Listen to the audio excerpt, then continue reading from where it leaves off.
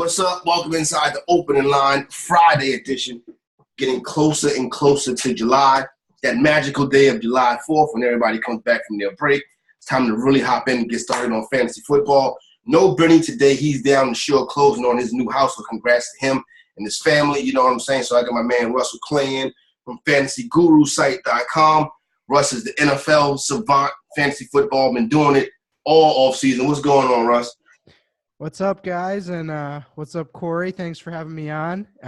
Congrats to Benny for something slightly more important today. Not too much more important, but slightly more, you know? Just a tad bit. So Russ holding it down for Benny. Glad he woke up with us this morning out there on the West Coast. So we got this so today on the show, we'll go through some of the stuff from the staff mock draft, and we'll look at some college football conference futures. Try to put some things together and see where that's going to go as it is time to start preparing for the upcoming NFL season. I had the third pick in the staff draft, right? Barkley and Elliott were the first two off the board. I went with Alvin Kamara. I think Kamara is in play for 1-1 too. Would you agree with that, or is that a stretch? I think he's the safest. Other than maybe Barkley, I think he's probably the highest floor running back in the sort of fantasy football realm, just because of that role. Maybe he doesn't have the highest ceiling, but we know he's going to get those 13 to 15 touches a week of just Drew Brees, on steroids touches. No doubt. I think he's a great pick, and he's people. I think everybody's like, okay, it's Barkley, it's Elliott, it's CMC. I'm like, let's not forget Kamara too, because like you said, of his dynamic talent. So I don't think it's a stretch for him to go 1-1. When I came back in the second, a guy that I took a player that I'm probably going to have a lot this year. Right now, I think I'm maybe the highest on him out of anybody. I think Damian Williams is in for a big year. I like Andy Reid running backs. Right now, his ADP is like on that 2-3 turn. I think that by the time we get to late August, he should probably be on that 1-2 turn. The dynasty community has had a real tough time with Damian Williams this year because he's just this kind of guy. Dynasty guy, though. You're right. I can dig that. Guy off the street and kind of coming in. But as the offseason has evolved, it's like the Chiefs are in on this guy, clearly. Like they would have done something else had they not been in on him. So I think for 2019, we kind of have to move forward thinking, okay, he's going to get 200 touches at least in the Chiefs offense, which is RB1. There's so many touchdowns in that offense to go around. So you just look at it right from the Andy Reid situation, from Brian Westbrook to LaShawn McCoy, Kareem Hunt, the list goes on and on. These dudes are RB1s. Damian Williams stepped into that role late last year. After what happened to Kareem Hunt, he took it over well, and I think that people are sleeping on him. But I think as the ball gets rolling, right now he's coming at a discount. But in about a couple months from now, him on that 2-3 turn is not going to be there. What do you think about drafting now as opposed to September? I think you can find a lot of value this time of year. I know the injury situation is risky, but I think that there's value there. So with a guy like him, I avoided him early on. And so the people that didn't, really hit a gold mine.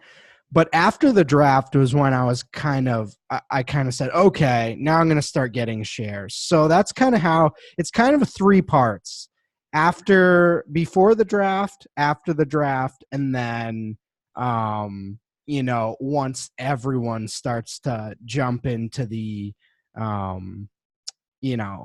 August around there, then it gets crazy. But right, this time of year is when you definitely got to switch up your exposures, and he's definitely a guy I'm starting to draft now. Came back in that third round. I took my first wide receiver in T.Y. Hilton. T.Y. Hilton in the full season of a healthy Andrew Luck, I think, is a top 10 fantasy wide receiver. I'm all in on the Colts. After what they did last year, I think Luck and Carson Wentz are probably my two quarterbacks behind Mahomes right now. Really? And That's interesting.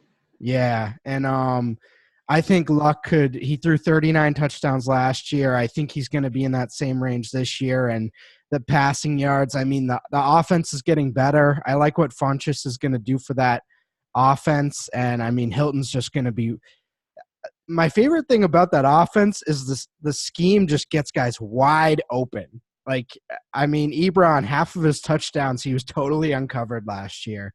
So I think Hilton's going to be what he's been the last few years. It's just maybe even a little easier for him now that they have more weapons on the offense. What do you think about Marlon Mack?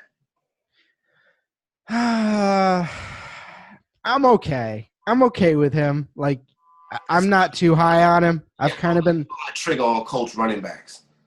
Yeah, I'm not too in on him. I'll be completely honest. I think there's other guys in his range of running back that I'd rather draft, but clearly you see the upside in the offense just because of. I mean, what they did for Eric Ebron last year really caught my eye and made me think, maybe this is an offense moving forward that guys are just going to be open. No doubt. If they can do it for Eric Ebron, they can do it for anybody. I can't. You know what I'm saying? Because trust me, if you played fantasy enough, you know how much of a disappointment that Eric Ebron has been. Let me ask you, let me hop off my team right quick for 1 second, because you touched on something that I find interesting. You said after Mahomes, Luck wins, right? Yeah. And I think that's kind of a topic this year on, because I think a lot of you can ask 10 different people and they can give you 10 different answers of who would be the guy after Pat Mahomes. I say it could very well. I like Deshaun Watson as that guy. I like Andrew Luck as that guy. I also think Baker Mayfield's in that conversation. Yes. Watson and Mayfield, it's certainly viable. So Watson and Wentz are very similar in that they throw their legs into oncoming linebackers, and I absolutely hate it. Both of them, man. They just every time I watch them, they're running around, and it's great for fantasy.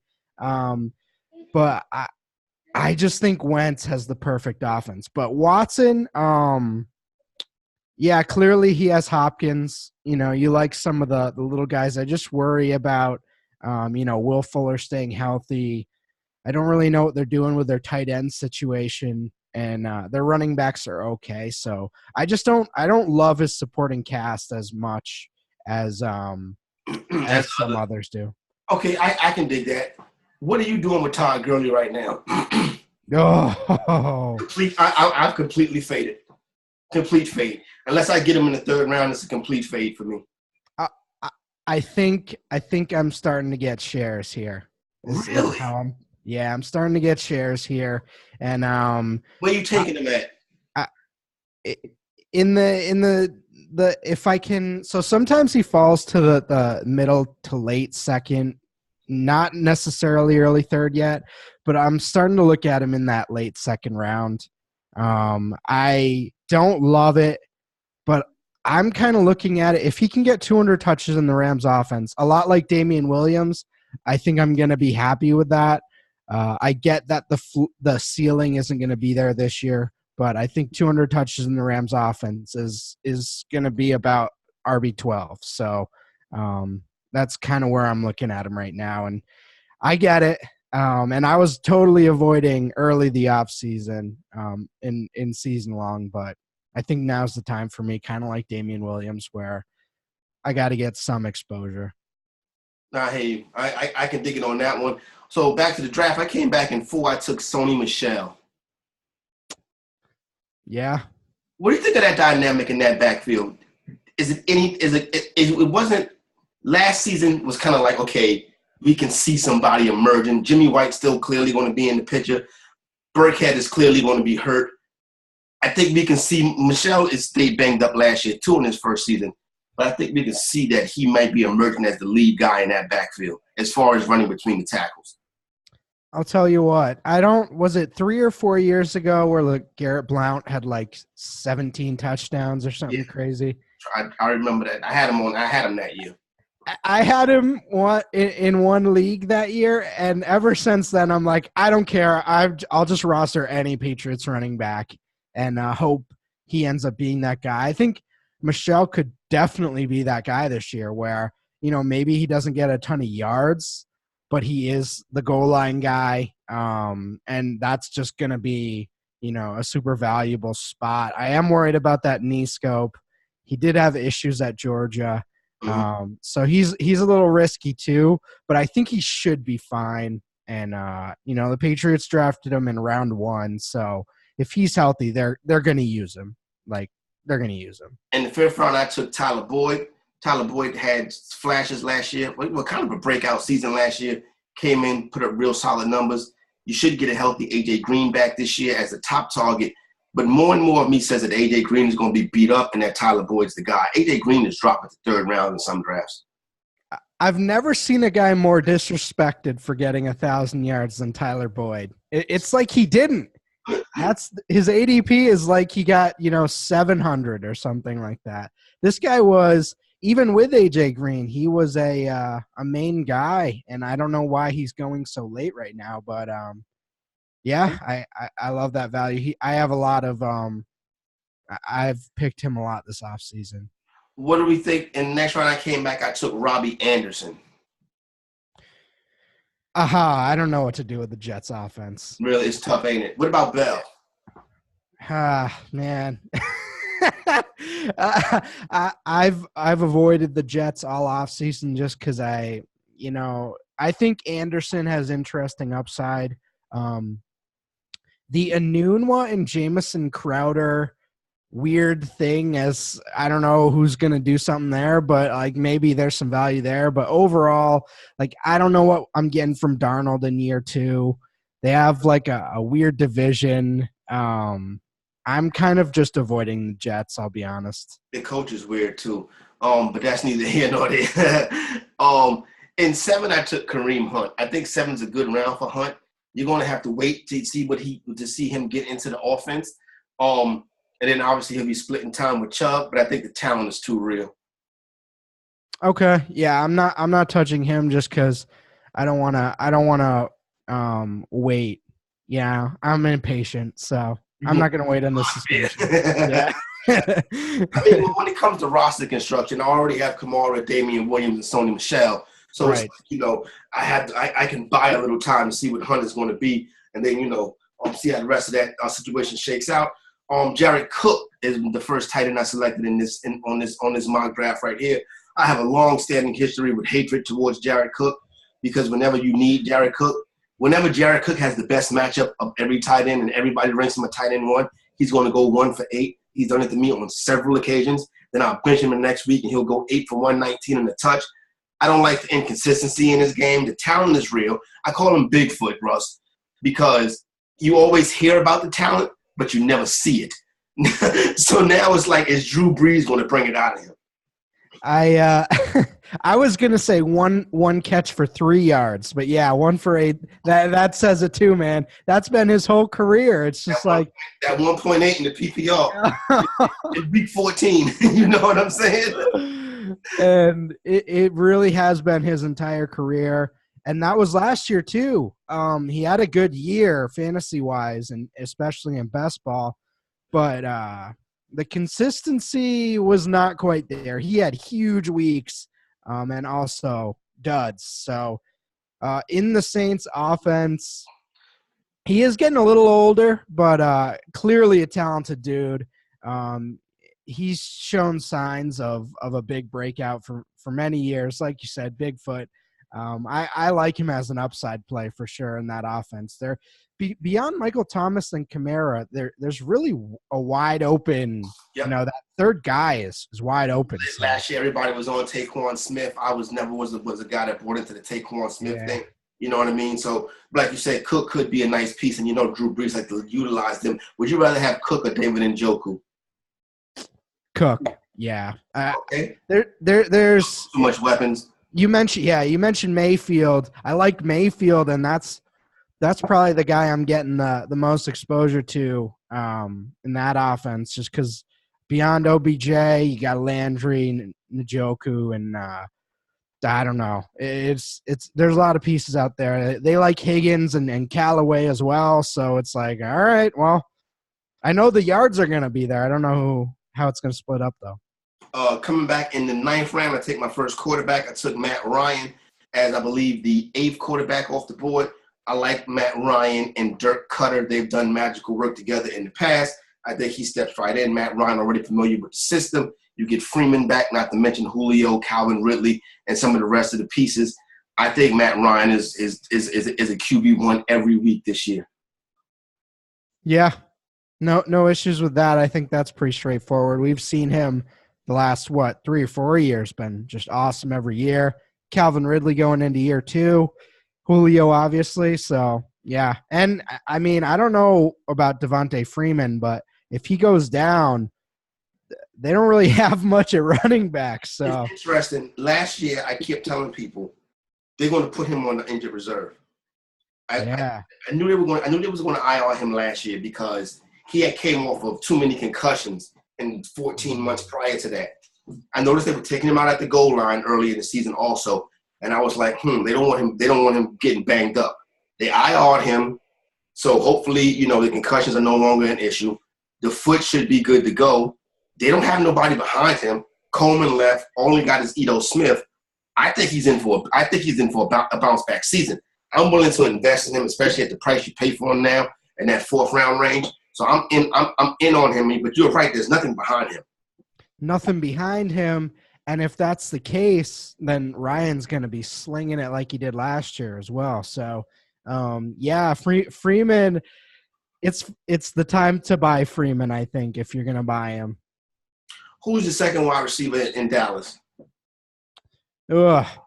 Gallup, probably. I took Gallup in the 10th. Yeah, I like that.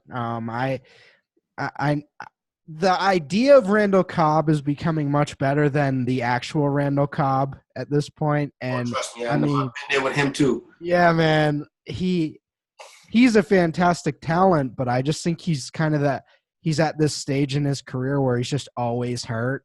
So we don't really get to see the old Randall Cobb anymore. Yeah, and Hearns had the horrible injury in the division. Well, that was Hearns had the horrible injury in the wild card game. The injury looked worse than it actually was. Hearns should be wrapped and ready to go to start training camp, is what I'm hearing. Hearns has got some game too, but you didn't see it really flash last year. But I don't think he's draftable, but he's also something that I would keep an eye on. I would go Gallup and Cobb. Obviously, Amari Cooper is the talent that he is. What about my man Bob Foster in Buffalo? So I'm not big on undrafted guys. Okay. But he looked good last year, and I think he kind of earned a chance. You know what I mean? They brought in some mid-tier veterans, but I think he's got a shot to win that starting job. He's a guy where I'm going to watch closely in preseason and see how they're ordering who's with the first team and all that. And if he's in there, he's going to be a last-minute guy I draft. You know what I mean? Yeah, no doubt. Listen, he flashed at times last season. I thought he did a good job. I am a Josh Allen supporter. I know that much. Now that backfield, I can't do nothing with that backfield in Buffalo, though. I mean, it's everybody and their mothers in the backfield. Are you taking any shots on anybody in that backfield in Buffalo? No, but we know by the end of the year we're gonna look up and Frank Gore's gonna have 800 yards from scrimmage, and we're gonna be like, how'd you do it again, Frank? He's gonna be like, I don't know, man. I'm just good. And then score touchdowns and be like a low end RB2. And yeah, exactly, and be on the waiver wire every other week. Yep. That's the ageless wonder, Frank Gore. Jalen Richard is on this team. He had a ton of receptions last year. No reason to think that won't be the same again this year.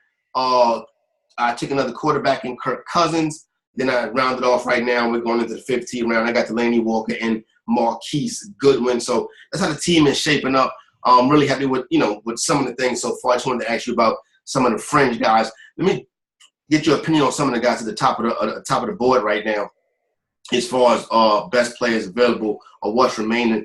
What do we know about? Well, there you go. It's Buffalo running back and Devin Singletary. Jack Doyle. Is Jack Doyle's days of being fantasy relevant been taken out completely by Eric Ebron? Well, I actually am worried about the guy coming up behind him. Really? Mo Alley Cox is a guy that's getting a lot of hype in training camp. Yeah, and he's a guy. So I'm a big UMass basketball fan, and Mo Alley Cox played for VCU, and every time we played him, he would just absolute like one-man wrecking crew destroy us. So like this guy is the real deal in terms of being an athlete, and he made some awesome plays last year.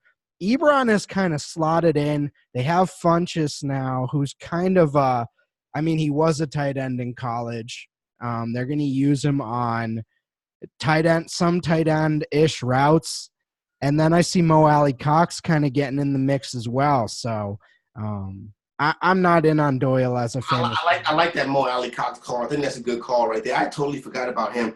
I think he's a guy you could take a late round flyer on. You're right. He probably will have a little bit more production than Jack Doyle, especially what he can do athletically and stuff like that. So good call on Mo Cox. Before we get back to football, that UMass basketball just threw me off right there. How far you go back with UMass basketball?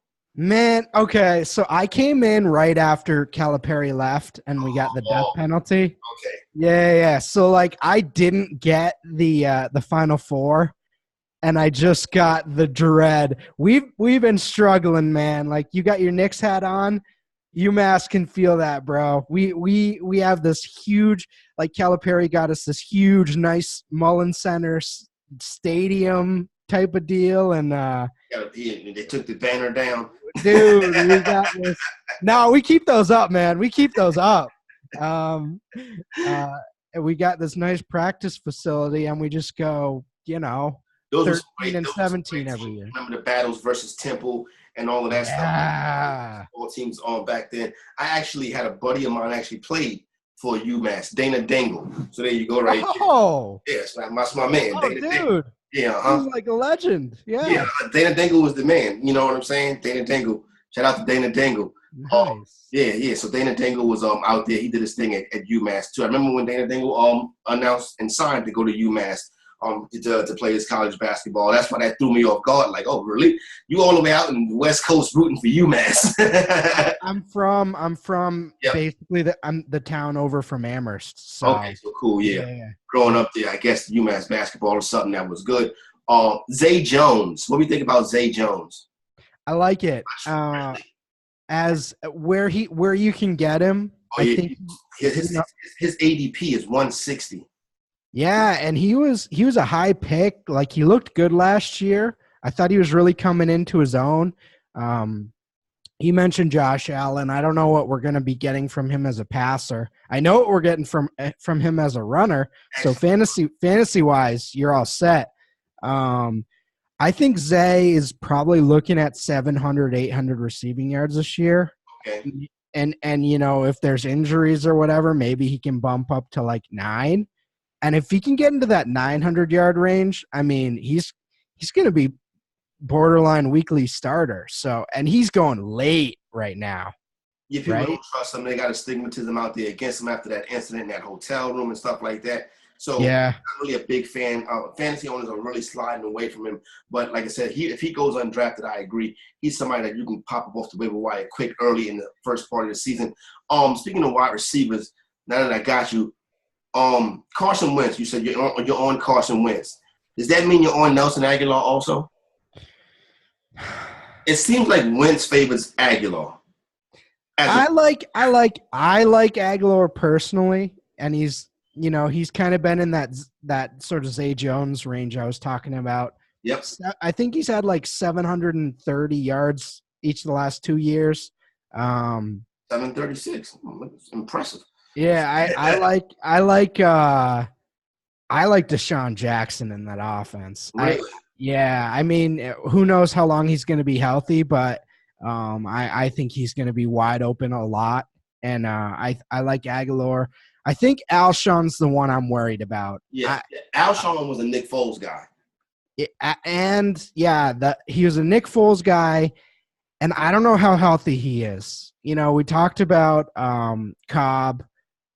Alshon's been banged up for probably going on 3 or 4 years in a row now, and I hope he's healthy. If he can make a full return, I think he's going to be awesome. But just from what I've seen, it seems like every year he's been banged up, and you've been seeing those targets go to Ertz. They drafted basically his replacement in the second round with Arcega-Whiteside. So I kind of like all the pieces in that offense where they're going right now. Yeah, I take Dallas Goedert is a player I'm taking late. I don't think Zach Ertz give you 2 seasons of 16 games. That's not really in his MO. They already talked in the offseason about getting Goddard more involved. He's going later on in drafts for a song right now, so I do like that pick. The wide receivers outside of Wentz, Ertz, and Goddard, I really just everything is just fluid. You know what I'm saying? Yeah, real. You can't real really fluid. Talk in on somebody, and that's kind of the way that they like to play. What do you think about Corey Davis? I think the volume is going to be there again. And I hate his quarterback. You mentioned Delaney Walker. I think that offense, the passing game, is kind of interesting. Someone's going to be throwing the ball. And Mariota could be hurt in week 2. But, I think Delaney's an interesting comeback guy that can get you into the low-end tight end 1 range. I think Corey Davis will be in the same type of way he was last year. A.J. Brown is probably not going to be worth much in that offense as the third guy this year, but I definitely think there's upside in that offense.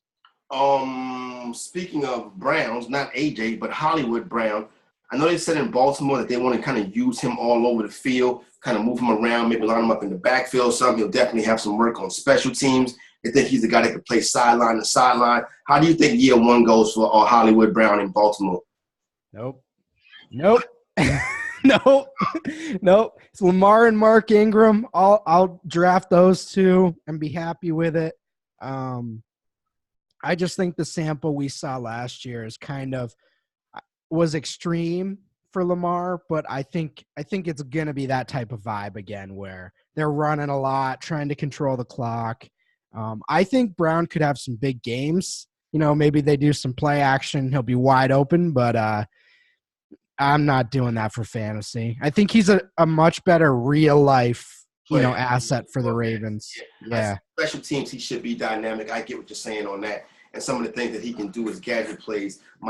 Wish he would have went someplace where you can really truly see the talent. But if him and Lamar grow together, he may have some fans. He's a good dynasty, probably a better dynasty asset than you have for a 12 team or a 14 team redraft. Who's number 1 fantasy asset in the 49ers wide receiver crew? I think we got to go with Pettis right now. But I think Deebo Samuel is interesting. They drafted him early, but you mentioned Marquise Goodwin. He's kind of sneaking around right now. I don't think people are thinking about him. He was the darling. People are not even considering him this year. Yeah, which is kind of weird because he's played really well when he's been in there. Obviously, I think people are worried about the concussions. I think him and Pettis are the 2 guys, though, to start out the year. He was overvalued last year, Goodwin.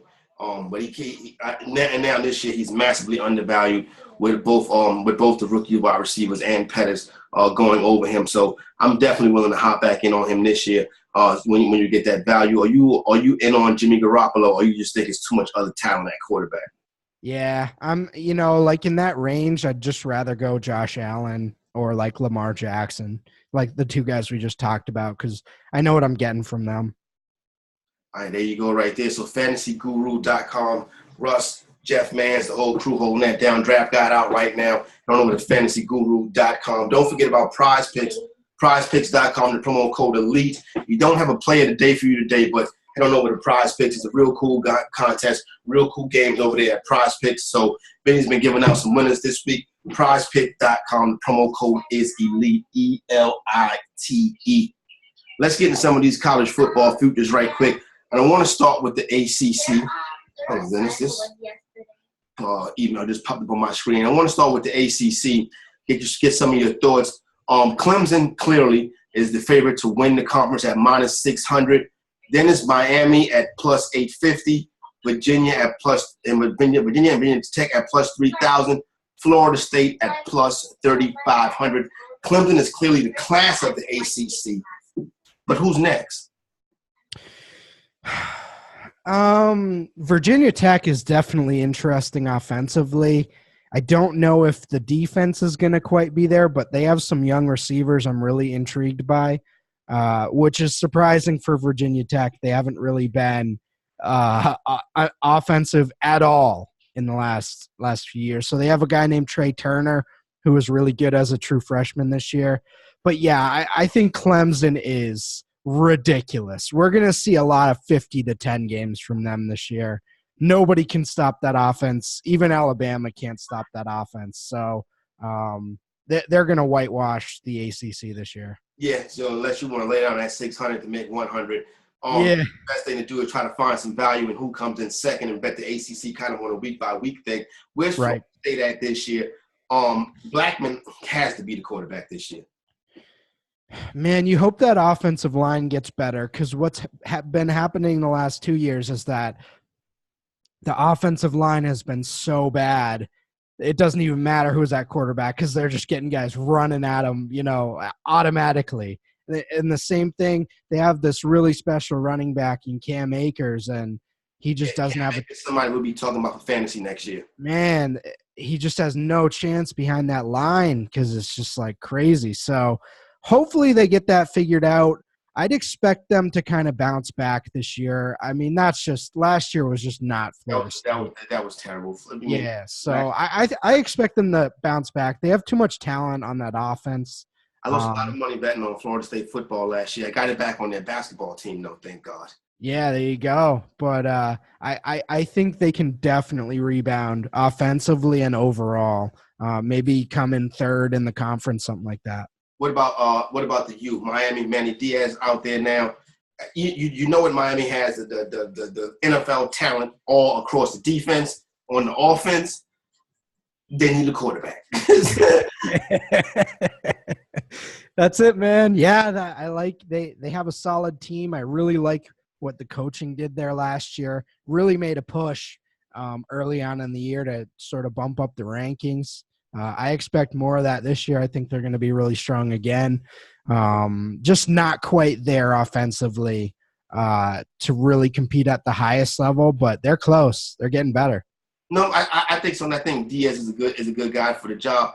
The AAC, UCF is plus 125, Memphis plus 350, Houston plus 550, Cincinnati comes in at 650, and South Florida comes in at plus 950. UCF has been the class of this. Does it remain that way?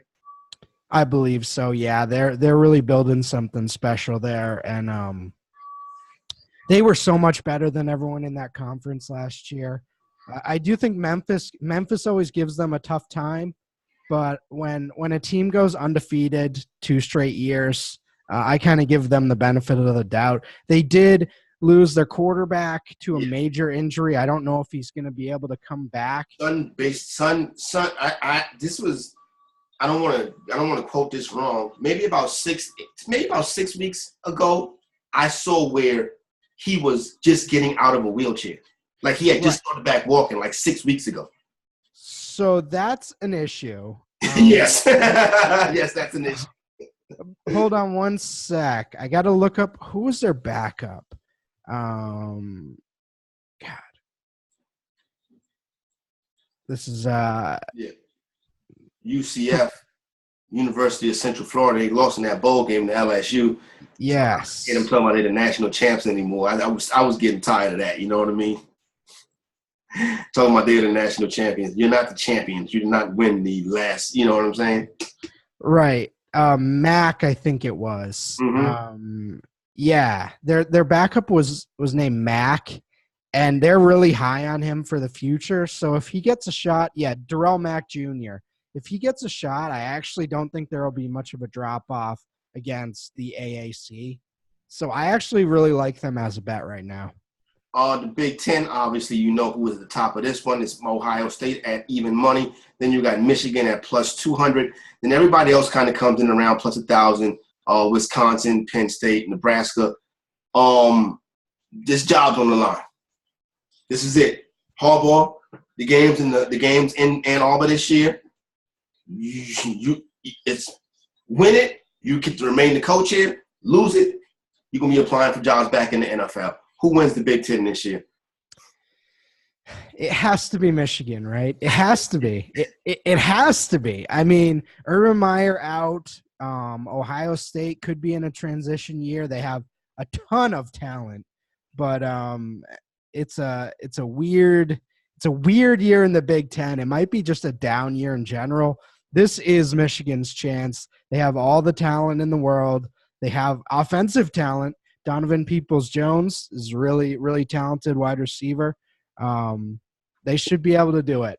Everything's set up for them to win that slobber knocker, where they just 9-6 against Ohio State. Like, they got to get that win this year. No, if they don't, it's going to be changes coming in. Coming to Ann Arbor. I'm about to say East Lansing, coming to Ann Arbor. In the Big 12, you got Oklahoma coming in as the favorite at minus 125. Texas at plus 250, followed by Iowa, Oklahoma State, TCU, yada, yada, yada, yada, yada, all the way down to Baylor and K-State. Oklahoma and Texas is what it boils down to. Who you like between the better of those two teams this year? I kind of like Texas. I got respect for Jalen Hurts, good quarterback. I don't know if he's he's not the same caliber as Murray or Mayfield, and they're like he's a run first quarterback. So I'm very interested how they create that offense around him. I don't see him as a Murray or Mayfield type. What I was told was one of the reasons why he remained in Alabama last year was basically because when they made the move to go to Tua, obviously, he wasn't happy about it. What ended up happening was, though, they more or less committed to him, to getting him prepared to go to the NFL, to making him a pocket passer and a better pure quarterback. So now this year we'll get a chance to see if that actually plays out on the field. Jalen Hurts, to me, is not that good. A lot of people that like him, he's a Heisman Trophy candidate. I get that. I don't see how he's going to beat Tua or what's the old boy? Trevor Lawrence. Sunshine. For those of you who remember the Titans fans, you can't tell me Trevor Lawrence and Sunshine is not the same guy. But no, I can see it. Texas, good deep, good defensively, good on offense. Red River game obviously going to be the big one right there, the Big 12 championship. But I would throw a little something down on Texas to win the Big 12. Conference USA is Florida Atlantic, yada, yada, yada. The MAC is Toledo. Are you a MAC guy? Oh, dude, MAC midweek DFS slates, baby. We'll be breaking it. We'll be breaking it all down on Guru Elite this year. Let's do a little plug for that. Understand, nothing better than coming in the house on a Wednesday or Thursday night, bro. Turning on some action. Sweating out a 3-gamer, bro. Oh yeah.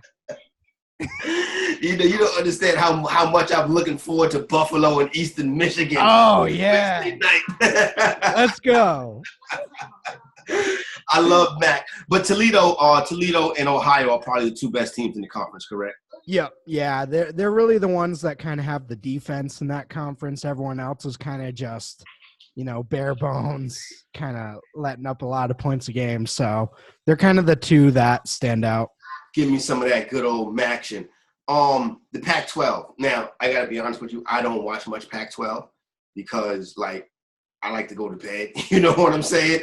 I don't like games that start at 10 p.m. on the East. I did morning shows for years, so I don't really get a chance to watch much Pac-12 football. Oregon is the favorite to come out the conference at plus 300, followed by Utah, Washington, Arizona, USC, Washington State.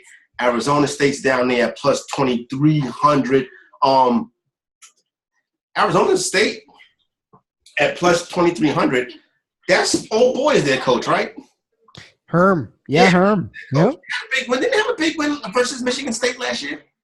Yeah, they had a really good game. I like what he's doing. I mean, people were really skeptical, but he's recruiting well. They're a good team now. They're consistently getting talent and recruiting, and he's building.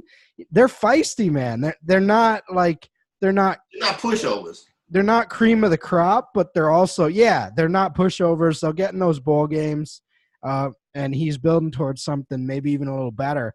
But Oregon was not.